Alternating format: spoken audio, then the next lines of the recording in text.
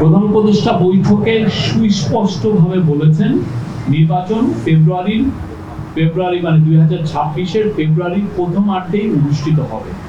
সুষ্ঠু ও উৎসবমুখর নির্বাচনের জন্য রাজনৈতিক দলগুলোর কাছে তিনি পরামর্শ চেয়েছিলেন মিটিংয়ে।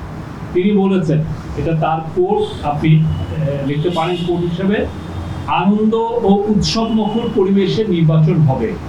জীবনে কখনো ভোট দিতে পারেনি তাদের জন্য এই নির্বাচন ভালো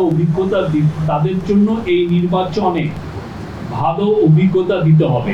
যারা ভোট দিতে গিয়ে তিক্ত অভিজ্ঞতার সম্মুখীন হয়েছেন পূর্বে, তাদেরও ভালো অভিজ্ঞতা দিতে হবে। নুরুল হক নূরের ওয়াইফ মারিয়া আক্তার, নূরের দুইজন সহকর্মী রাশেদ খান এবং হাসান আল মামুন আমাদের চিফ অ্যাডভাইজারের সাথে দেখা করেন।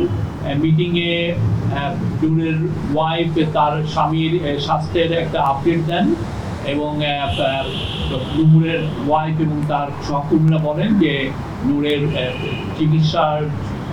বিদেশি চিকিৎসা প্রয়োজন এবং তাৎক্ষণিক প্রফেসর ইউনূস এটা শুনে উনি নির্দেশ দিয়েছেন হেলথ মিনিস্ট্রিকে যে তাকে বিদেশে পাঠানোর জন্য, তাকে বিদেশে সর্বোচ্চ ভালো চিকিৎসা দেওয়া হয়, সেটার ব্যবস্থা নেওয়ার কথা উনি বলেছেন।